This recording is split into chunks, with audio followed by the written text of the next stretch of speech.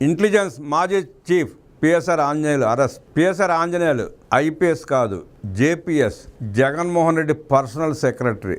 ఆది నుంచి ఈయన ఐపీఎస్గా నియామకం జరిగిన రోజు నుంచి అంతా వివాదాస్పదమే. ఏ కార్యక్రమం చేసినా వివాదాస్పదమే. వాటిలో మచ్చటికి ఒకటి, ఇప్పుడు ఎవరైతే గన్నవరం మిల్క్ బాయ్ ఉన్నాడో వల్లభనేని వంశీ, నాడు ఈయన మీద తీవ్రమైన ఆరోపణలు చేశాడు. హనీ ట్రాప్ కేసు కూడా చాలా రోజులు నడిచింది. ఇద్దరి మధ్యలో గొడవలు కూడా చాలా రోజులు నడిచినాయి.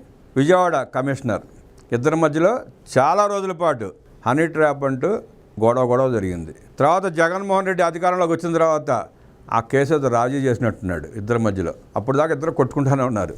అలాంటి సంఘటనలు చాలా ఉన్నాయి. ఈ మీద చాలా కార్యక్రమాలు చేశాడు. మళ్ళీ తర్వాత మధ్యలో ఎందుకు వెళ్ళిపోయాడు, బార్డర్ సెక్యూరిటీ ఫోర్స్కి వెళ్ళిపోయాడు. అక్కడి నుంచి మళ్ళీ జగన్మోహన్ రెడ్డి ముఖ్యమంత్రి అవగానే మేఘాల మీద పరిగెత్తుకొచ్చాడు. ముందేదో అప్పుడే ఐజీ ఇంటెలిజెన్స్ ఇస్తారని చెప్పి ఏదో ప్రచారం జరిగింది, ఇవ్వలేదు. ఏదో ట్రాన్స్పోర్ట్ కమిషనర్ చేసినట్టున్నాడు. మళ్ళీ జగన్మోహన్ రెడ్డి ఏమనుకున్నాడు ఏంటో, తీసుకొచ్చి ఇంటెలిజెన్స్ అప్ చెప్పాడు. ముందు కొన్నాళ్ళు ఒక ఐపీఎస్ని అడ్డం పెట్టుకున్నాడు, ఇంటెలిజెన్స్లో ఇష్టం వచ్చినట్టు వాడుకున్నాడు. ఆయన మీద తీవ్రమైన ఆరోపణలు వస్తాయంటే పక్కన పెట్టి ఈయన తీసుకొచ్చి మళ్ళీ ఇంటెలిజెన్స్ అప్ చెప్పాడు. ఇక అక్కడి నుంచి తన విశ్వరూపం చూపించాడు. జత్వానీ కేసు, ముంబై సినీ నటి జత్వానీ కేసు తెలిసింది అందరికీ. అలాగే రఘురామకృష్ణరాజు గారి మీద కేసు, ఆయన మీద దాడి, స్టేషన్లో కొట్టించిన తీరు, ఆయన్ని చంపించడానికి కూడా విశ్వ ప్రయత్నం చేశాడని చెప్పి కూడా ప్రచారం జరిగింది. ఇలాగే అనేక ఆరోపణలు. చంద్రబాబు నాయుడు గారి అరెస్ట్ వెనక ఉన్నది కూడా పిఎస్ఆర్ ఆంజనేయులే అని కూడా ప్రచారం జరిగింది. అనేక కేసులు, అనేక మంది అరెస్టులు. అంత దుర్మార్గంగా వ్యవహరించాడు ఆయన. ఇలాంటి వ్యక్తిని అరెస్ట్ చేస్తే అంబటి రాంబాబు లాంటి వాళ్ళు రంకులేస్తున్నారు, శుద్ధపోసను అరెస్ట్ చేస్తారా అని. జత్వానీని అరెస్ట్ చేసి తీసుకొచ్చి విజయవాడలో ప్రపంచానికి తెలియకుండా సుమారుగా 45 రోజుల పాటు నిర్బంధించి, బంధించి, బెదిరించి రాక్షసుల్లా ప్రవర్తించాడు. ఆ కేసులో తోటి ఐపీఎస్ ఆఫీసర్లే 164 స్టేట్మెంట్ ఇచ్చారు. ఉండవేలు ప్యాలెస్లో కూర్చుని, సహజంగా జగన్మోహన్ రెడ్డికి ఇంటి దగ్గర సెక్యూరిటీ ఆఫీసర్లు కూర్చుంటారు బయట హాల్లో. కాకపోతే బయట సెక్యూరిటీ వాళ్ళు ఉండేవాళ్ళు, హాల్లో సెక్యూరిటీగా ఈయన ఉండి ఆయన ఏం చెప్తే అది చేసినట్టు వాళ్ళే చెప్పారు ఐపీఎస్ ఆఫీసర్లు. 164 స్టేట్మెంట్లు ఇచ్చారు మేజిస్ట్రేట్కి. ఇంకెక్కడికి పోతాడు ఈయన? చేయాల్సిన పాపాలన్నీ చేశాడు, అన్ని తప్పుడు పనులే. ఆఖరి నిన్ను అరెస్ట్ చేశారు. దీని మీద కూడా అంబటి రాంబాబు లబో దిబో అని కన్నీరు పెట్టుకుంటున్నాడు. ఐపీఎస్ ఆఫీసర్ని అరెస్ట్ చేయడం ఏంటి? ఐపీఎస్లు అంతా తిరగబడాలి, పోలీసులు అంతా ప్రశ్నించాలంటాడు. ఎందుకు ప్రశ్నిస్తారు? ఎందుకు తిరగబడతారు? తప్పుడు పని చేసే వాళ్ళని సపోర్ట్ చేస్తే వాళ్ళు మంచివాళ్ళు అయిపోతారా? అంబటి రాంబాబు కొంచెం మాట్లాడేటప్పుడు వివేకంతో మాట్లాడు. ఇవాళకి సజ్జల పంపించే స్క్రిప్ట్ మాట్లాడితే నేను చూసి ఇప్పుడే నవ్వుకుంటున్నారు. యూట్యూబ్ అంతా నువ్వే నిండిపోయావు. నేను బఫోన్ చేసి ఆడుకుంటున్నారు. ఆ సంగతి మీకు తెలియట్లే. ఇంకా తప్పు చేశాడు కాబట్టి 164 స్టేట్మెంట్లు తోటి ఐపీఎస్ ఆఫీసర్లు ఇచ్చారు కాబట్టి అరెస్ట్ చేశారు. రేపు ఆ స్టేట్మెంట్ బయటకు వస్తే నీ తలగా తీసుకెళ్ళి ఎక్కడ పెట్టుకుంటావు అంబటి రాంబాబు గారు అని అడుగుతున్నారు ప్రజలు. ఇక రోజారెడ్డి ఏం మాట్లాడుతుందో ఆవిడకే తెలియదు. దర్శనం టికెట్లు అమ్ముకున్న కేసులు ఇంకా బయటకు రాలేదని చెప్పి రావు అనుకుంటుంది ఆవిడ. ఒకటి అన్నీ మెల్లిగా వస్తాయి. అన్ని విచారణలు జరుగుతాయి. రోజారెడ్డి గారు రెచ్చిపోయి మాట్లాడబాకండి, భంగపడిపోతారు. మీరెంత నటించే ప్రయత్నం చేసి స్క్రిప్ట్ చదివినా నవ్వుకుంటా జబర్దస్తి షో బాగుంటుంది, కానీ ప్రజా జీవితంలో బాగోదు. స్క్రిప్ట్లు చదువుతున్న ఊరుకోరు ప్రజలు. వాస్తవాలు మాట్లాడకుండా ఈ తప్పుడు పనులని సమర్థించుకోవడానికి ఏదో మాట్లాడుతామని భ్రమల్లో బతుకుతున్నారు. మీరు భ్రమల నుంచి బయటికి రండి. ఇక ఈయన అంత దుర్మార్గుడు, ఎన్ని దుర్మార్గ పనులు చేశాడు చూద్దాం. వైసీపీ హయాంలో జగన్ నమ్ముకుని చట్ట వ్యతిరేక పనులు చేసిన మరో ఐపీఎస్ అధికారి అరెస్ట్ అయ్యాడు. ఐపీఎస్ అధికారిని అని మరిచి వైపీఎస్ అధికారిగా మారి చట్టాలను లెక్క చేయకుండా పనిచేసి వైఎస్ఆర్ ఆంజనేయులుగా ముద్ర వేసుకున్న ఐపీఎస్ అధికారి ఏపీ ఇంటెలిజెన్స్ మాజీ చీఫ్ పిఎస్ఆర్ ఆంజనేయులు. ఆయన్ని సిఐడి పోలీసులు అరెస్ట్ చేశారు. నాడు జగన్ రెడ్డి ఆదేశాలతో ముంబై నటి కాదంబరి జత్వానీని వేధించిన కేసులో ఆయనను హైదరాబాద్లో ఏపీ సిఐడి అధికారులు మంగళవారం ఉదయం అరెస్ట్ చేసి విజయవాడ తరలించారు. ఆయనను విజయవాడలోని సిఐడి రీజనల్ కార్యాలయానికి ఆంజనేయులను తరలించి 7 గంటల పాటు సిఐడి అధికారులు విచారించారు. బుధవారం ఉదయం వరకు ఆయనను సిఐడి కార్యాలయంలో ఉంచి అనంతరం కోర్టులో హాజరుపరుస్తారు. తమ పదవులను, తమ హోదాను, తమ బలాన్ని, తమ అధికారాలని, తమ సలహాదారుని, తమ ప్రభుత్వ యంత్రాంగాన్ని ఒక మహిళ మీద ప్రయోగించి లొంగ తీసుకోవాలని చూసింది నాటి జగన్ రెడ్డి మాఫియా ప్రభుత్వం. నేడు ఆ మహిళకు న్యాయం చేసేలా ఇప్పటికే వైసీపీ నేత కుక్కల విద్యాసాగర్ని అరెస్ట్ చేసి 3 ఐపీఎస్ ఆఫీసర్లను సస్పెండ్ చేసి ఈరోజు సీనియర్ ఐపీఎస్ అధికారి పిఎస్ఆర్ ఆంజనేయులని అరెస్ట్ చేసింది కూటమి ప్రభుత్వం.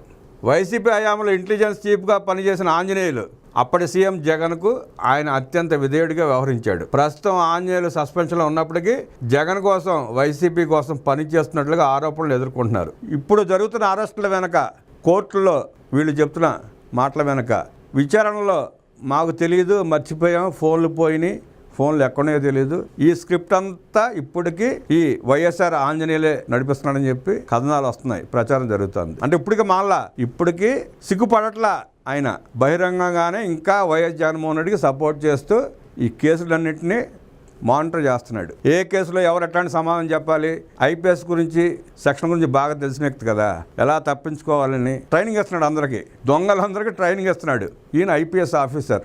దేశం సిగ్గుపడాలి, తల వంచుకోవాలి. ఇలాంటి అధికారులు ఉన్నందుకు దేశంలో ఉన్న ప్రజలంతా తల వంచుకోవాలి, సిగ్గుపడాలి. సస్పెన్షన్ కాలంలో హెడ్ క్వార్టర్ దాటి వెళ్ళకూడదనే నిబంధన ఉన్నప్పటికీ ఆయన హైదరాబాదులో ఉంటూ వైసీపీ హయాంలో జరిగిన వివిధ కుంభకోణాల్లో నిందితులకు అరెస్ట్ నుంచి ఎలా తప్పించుకోవాలి, ఒకవేళ అరెస్ట్ అయిన విచారణలో దొరకకుండా ఉండేందుకు ఏ విధంగా మాట్లాడాలి అనే విషయాలపై శిక్షణ ఇస్తూ వ్యూహాలు రచిస్తున్నారనే ఆరోపణలు ఉన్నాయి. సస్పెన్షన్ కాలంలో హెడ్ క్వార్టర్ దాటి వెళ్ళకూడదంట. వెళ్తే శిక్షే, వెళ్ళకూడదు నిబంధన కూడా ఉంది. ఈయన సస్పెండ్ అయ్యి సుమారుగా 6 నెలల పైన అయినట్టు ఉంది. 6 నెలల నుంచి ఆయన హైదరాబాద్లోనే ఉంటున్నాడు. మరి హెడ్ క్వార్టర్ వదిలి వెళ్ళకూడదని చెప్పి రాసుకున్నప్పుడు, నిబంధన ఉన్నప్పుడు హోంశాఖ అధికారులు చర్యలు ఎందుకు తీసుకోలేదు? దీని మీద చర్యలు తీసుకోవాలి కదా. 6 నెలలు ఈయన కేంద్ర కార్యాలయానికి వెళ్లకుండా హైదరాబాద్లోకి వచ్చి ఇవాళకి జగన్మోహన్ రెడ్డికి తొత్తులా పనిచేస్తూ ఉంటే చూస్తా ఎలా ఊరుకున్నారు, ఎందుకు చర్యలు తీసుకోలేదు అని చెప్పి ప్రజలు తీవ్రంగా స్పందిస్తున్నారు, ప్రశ్నిస్తున్నారు. దానికి మరి డిఐజీ గారు, డీజీపీ కార్యాలయం ఏం సమాధానం చెప్తుందో చూద్దాం. వైసీపీ అధినేత వైఎస్ జగన్మోహన్ రెడ్డికి అత్యంత సన్నిహితుడిగా పిఎస్ఆర్కు పేరుంది. ఈ కారణంగానే జగన్ సీఎంగా పదవీ బాధ్యతలు చేపట్టిన వెంటనే ఫోకల్ పోస్టులోకి వచ్చిన పిఎస్ఆర్ అనతి కాలంలోనే ఇంటెలిజెన్స్ చీఫ్గా ఛాన్స్ కొట్టేశారన్న ఆరోపణలు లేకపోలేదు. అప్పటి నుంచి ఆయన పని అసాంఘిక కార్యక్రమాలకు వ్యూహాలు వెయిట్ చేయటం అన్నట్టుగా మారిపోయిందన్న ఆరోపణలు ఉన్నాయి. ఫోన్ ట్యాపింగ్ చేసి ప్రతిపక్ష నేతలను వేధించడంలో కీలక పాత్ర పోషించాడు. ఫోన్ ట్యాపింగ్ వ్యవహారం నెల్లూరు రూరల్ ఎమ్మెల్యే శ్రీధర్రెడ్డి గారు ఆరోపించినట్టుగానే ఆయన ఫోన్ కూడా ట్యాప్ చేశాడు ఈయన. ఆ వ్యవహారాన్ని ఆయన బయట పెట్టాడు అప్పుడే. కాకపోతే అప్పుడు జగన్మోహన్ రెడ్డి చర్యలు తీసుకోలేదు. మరి ఇప్పుడు ఆ ఫోన్ ట్యాపింగ్ కేసు శ్రీధర్రెడ్డి గారు పెట్టారో లేదో మనకైతే తెలియదు. పెట్టుంటే అదొక సీరియస్ కేసే అవుతుంది ఇప్పుడు ఈయన మీద. నెల్లూరు రూరల్ ఎమ్మెల్యే శ్రీధర్రెడ్డి గారు ఆరోపించింది అప్పుడు ఈయన మీదే ఫోన్ ట్యాపింగ్ కేసు. శ్రీధర్రెడ్డి గారు మీరు మర్చిపోయారా, కేసు పెట్టారో లేదో మాకు తెలియదు, కానీ కేసు పెట్టకపోతే కేసు పెట్టండి. సీనియర్ ఐపీఎస్గా ఉన్న ఆయన వైసీపీ హయాంలో రవాణా శాఖ కార్యదర్శిగా టీడీపీ సీనియర్ నాయకుడు మాజీ స్పీకర్ కోడెల శివప్రసాద్పై వేధింపులకు పాల్పడి ఆయన ఆత్మహత్య చేసుకునేలా చేశారు. కోడెల శివప్రసాదరావు గారి మరణానికి కారణం కూడా ఈ వ్యక్తే. అంతకుముందు కూడా గుంటూరు ఎస్పీగా ఉన్నప్పుడు కూడా చాలా ఇబ్బందులు పెట్టాడు కోడెల శివప్రసాదరావు గారిని. కోడెల శివప్రసాదరావు గారిని ఇబ్బంది పెట్టాడంటే ఆనాడు ఉన్న టీడీపీ నాయకులను ఇంకెంత వేధించి ఉంటాడో చూడండి. ఆనాడు గుంటూరులో ఉన్న నాయకులందరికీ తెలుసు ఎంత రాక్షసత్వంగా ప్రవర్తించాడు. తెలుగుదేశం పార్టీ అధికారంలో ఉన్నా కూడా అంత రాక్షసత్వంగా ప్రవర్తించాడు. ఇంటెలిజెన్స్ చీఫ్ హోదాలో పిఎస్ఆర్ జగన్తో పాటు వైసీపీ ప్రభుత్వ పెద్దలు చెప్పిన చాలా పనులను చక్కబెట్టారని ఆరోపణలు ఉన్నాయి. అందులో భాగంగానే వైసీపీ ముఖ్య నేత చెప్పగానే నిబంధనలను పక్కన పెట్టి ముంబై నుంచి జత్వానిని విజయవాడ తీసుకొచ్చేందుకు పిఎస్ఆర్ ఆంజనేయులు రంగంలోకి దిగాడు. వైసీపీ ముఖ్య నేత అంటే ఎవరో కాదు, వైఎస్ జగన్మోహన్ రెడ్డే. వైఎస్ జగన్మోహన్ రెడ్డి ఏ చెప్తే అది చేశాడు. వంటింట్లోకి వెళ్ళి అంట్లు కడగవయ్యా అంటే అంట్లు కడిగాడు, బట్టలు ఉతకవయ్యా అంటే బట్టలు ఉతికాడు. అట్లా చేశాడనమాట. అంటే ఆ రెండు చేశాడని కాదు, అలాంటి పనులు చేశాడు ఈయన. ఆమెపై ఏ కేసు పెట్టాలి, ఎలా అరెస్ట్ చేయాలనే విషయాలను అన్నీ తానే చూసుకున్నాడు. ప్రణాళిక సిద్ధం కాగానే వైసీపీ నేత కుక్కల విద్యాశాఖను పిలిపించి జత్వానికి వ్యతిరేకంగా ఫిర్యాదు చేయించాడు. తన ఆస్తిపై ఆమె తప్పుడు ఒప్పంద పత్రాలను సృష్టించి ఇతరులకు విక్రయించినట్లు ఇబ్రహీంపట్నంలో విద్యాసాగర్ ఫిర్యాదు చేశాడు. ఆ తప్పుడు ఫిర్యాదు ఆధారంగా జత్వాని ఆమె తల్లిదండ్రులను పోలీసు అరెస్ట్ చేశారు. ముంబై వెళ్ళి జత్వాని ఆమె తల్లిదండ్రులను అరెస్ట్ చేసి విజయవాడకు తరలించడం, రిమాండ్కు పంపడం తదితర వ్యవహారాలను కాంతి రాణా, విశాల్ గున్ని పర్యవేక్షించారు. ఆమెను విజయవాడ తీసుకొచ్చి వీటీపీఎస్కు సంబంధించిన గెస్ట్ హౌస్లో ఉంచి వేధింపులకు గురి చేశారు. నటి కుటుంబ సభ్యులపై కూడా కేసులు పెట్టి వేధించారు. అంతేకాకుండా రోజుల తరబడి తమ కస్టడీలో ఉంచుకుని జత్వానీపై వేధింపులకు పాల్పడ్డారని, తాము చెప్పినట్లు నడుచుకోవాలని స్టేట్మెంట్ ఇవ్వాలని ఆమెపై తీవ్ర స్థాయిలో ఒత్తిడి తీసుకొచ్చారని కూడా ముగ్గురు ఐపీఎస్ల పై ఆరోపణలు ఉన్నాయి. ఆ ముగ్గురు ఐపీఎస్పై ఆరోపణలు ఉన్నాయి. విశాల్ గుని, కాంతి రాణా టాటా వీళ్ళిద్దరూ 164 స్టేట్మెంట్లు ఇచ్చారు. చేసిన తప్పే ఆంజనేయులు చెప్పడం అలా చేయాల్సి వచ్చింది. ఆంజనేయులకి బిగ్ బాస్ చెప్పాడు, ఆయన చెప్పినట్టు ఈయన చేశాడు, ఈయన చెప్పినట్టు మేము చేశామని చెప్పి వాళ్ళు 164 స్టేట్మెంట్ ఇచ్చి స్పష్టంగా ఈయన చేసిన దుర్మార్గాలని వివరించారు. 2024 సార్వత్రిక ఎన్నికల్లో టీడీపీ నేతృత్వంలోని కూటమి అధికారంలోకి వచ్చిన తర్వాత ప్రభుత్వం మారగానే చంద్రబాబును కలిసేందుకు పిఎస్ఆర్ ఆంజనేయులు విశ్వ ప్రయత్నం చేశాడు. కానీ ఆయనను కలిసేందుకు సీఎం చంద్రబాబు ఇష్టపడలేదు. ఆ తదనంతర పరిణామాల్లో విజయవాడ వచ్చిన ముంబై నటి జత్వాని తనకు జరిగిన అన్యాయాన్ని వెల్లడించారు. ఓ పారిశ్రామికవేత్తపై ఉన్న కేసును విత్డ్రా చేయించేందుకు తనను ఇలా ఇబ్బందులకు గురి చేశారని నటి ఆరోపించారు. ఈ వ్యవహారాన్ని అధ్యయనం చేసిన కూటమి ప్రభుత్వం సిఐడికి ఈ కేసును అప్పగించింది. కేసు నమోదు చేసిన సిఐడి ఈ కేసులో భాగస్వాములైన ఐపీఎస్ అధికారులు పిఎస్ఆర్ ఆంజనేయులు, విశాల్ గున్ని, క్రాంతి రాణా టాటాను సస్పెండ్ చేస్తూ ఉత్తర్వులు ఇచ్చింది. అయితే విశాల్ గున్ని, క్రాంతి రాణా టాటా కోర్టుకు వెళ్ళి బెయిల్ తెచ్చుకోగా పిఎస్ఆర్ మాత్రం కనీసం బెయిల్ కోసం దరఖాస్తు కూడా చేసుకోలేదు. కనీసం బెయిల్ కూడా దరఖాస్తు చేసుకోవాలా.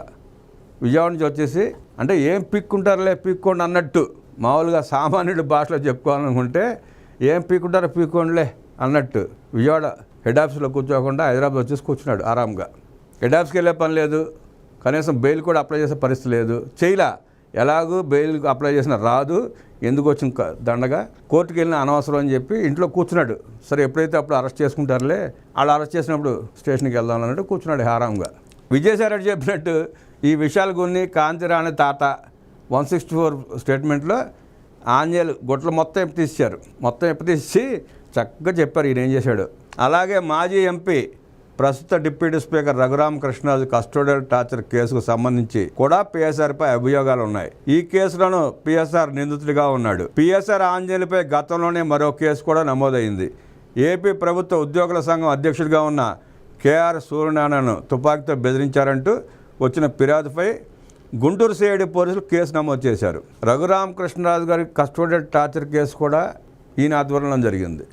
అలాగే సూర్యనారాయణని అప్పుడేదో జగన్మోహన్ రెడ్డిని ప్రశ్నించాడని, ఉద్యోగులకు సంబంధించిన జీతాలు సరిగ్గా ఇవ్వట్లేదని, ఆ పిఏలు డిఏలు ఆ గోలేదో ఆయన కొంచెం అంతకుముందు కొంచెం ఆయనకు అనుకూలంగా మాట్లాడేవాడు.